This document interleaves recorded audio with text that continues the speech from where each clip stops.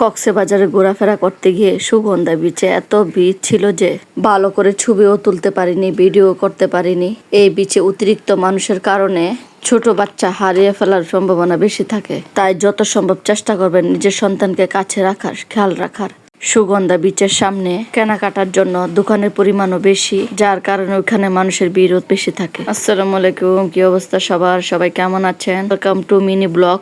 আমি কক্সবাজারে কোথায় কোথায় গিয়েছিলাম সবই আপনাদের সাথে একে একে শেয়ার করছিলাম। ইনানি বিচে ঘোরাফেরার পর আমরা রওনা হয়ে গেলাম। আমরা যে ফ্ল্যাট ভাড়া করেছিলাম ওই ফ্ল্যাট খালি হয়ে গিয়েছিল, যার কারণে হোটেলের লোক আমাদেরকে ফোন দিয়ে বলেছিল ফ্ল্যাট নাকি রেডি আছে, আমরা চাইলে আসতে পারি। যেহেতু সারা রাত জার্নি করে এসেছিলাম, এরই মধ্যে ফ্ল্যাটও খালি হয়নি। এত রং জার্নি করেও একটু বিশ্রাম নিতে পারিনি। তাই ইনানি বিচে ঘোরাফেরা করে আমরা হোটেলে চলে আসলাম। সবাই ফ্রেশ হয়ে 2-3 ঘন্টা ঘুমানোর পর সবাই রেডি হয়ে, যেহেতু দুপুরবেলা, প্রথমে আমরা রেস্টুরেন্টে চলে গেলাম। আমরা আমাদের পছন্দ মতো খাবার অর্ডার করলাম।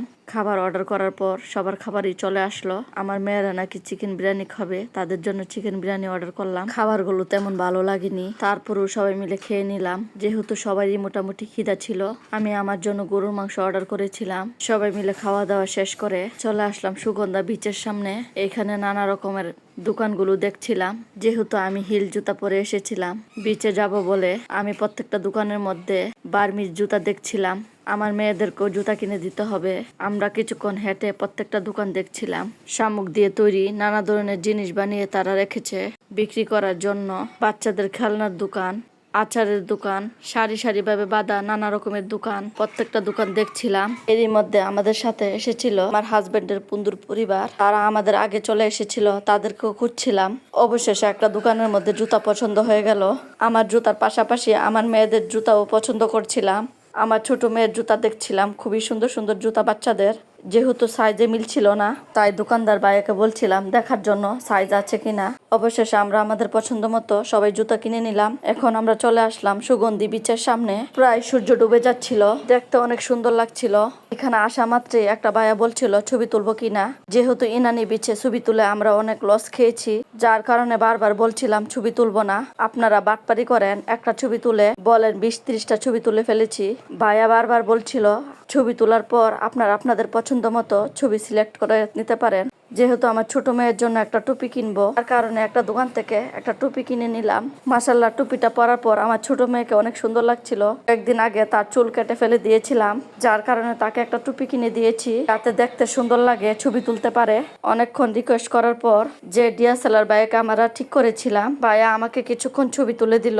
তারপর আমি আমার মেয়েদেরকে বলছিলাম তোমরা ছবি তুলে নাও। আমরা আমাদের পছন্দ অনুযায়ী অনেকগুলো ছবি তুলে নিলাম।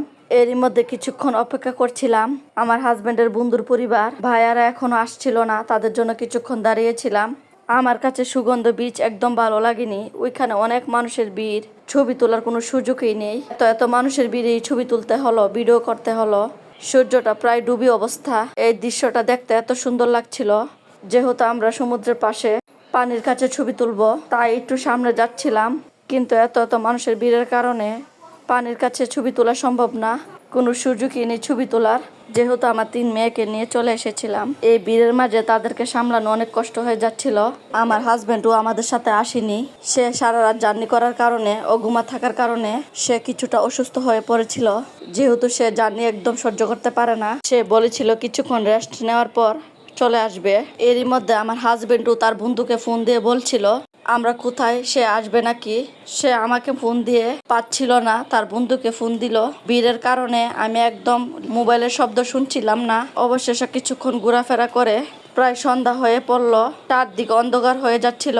এদিকে বারবিকিউ করার জন্য সামুদ্রিক অনেক মাছ নিয়ে লোকেরা বসে আছে।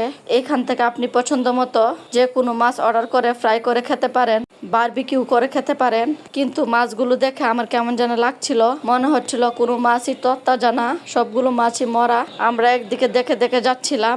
এখানে সারি সারি করে প্রত্যেকটা দোকানে মাছ নিয়ে দাঁড়িয়ে আছে। আমার হাজবেন্ডও বারবার ফোন দিয়ে বলছিল চলে যাওয়ার জন্য। আমরা হোটেলে গিয়ে কাপড় চেঞ্জ করে অন্য একটা জায়গার মধ্যে ঘোরাফেরা করতে যাব। আমরা কিছুক্ষণ হেঁটে সবগুলো দোকান দেখছিলাম। যেহেতু সুগন্ধা বিচের সামনে আমাদের হোটেল, কিছুক্ষণ হেঁটে রাস্তা পার হলে আমাদের হোটেলে যাওয়া যায়। তো আমার মায়ের আর হাঁটতে পারছিল না, তাই একটা অটো ঠিক করে আমরা সবাই মিলে অটোর মধ্যে উঠে বসে পড়লাম। সুগন্ধা বিচে ঘোরাফেরার পর আমরা কোথায় গিয়েছিলাম সবই শেয়ার করব অন্য একটা ভিডিওর মধ্যে। সবাই ভালো থাকবেন, আল্লাহ হাফেজ।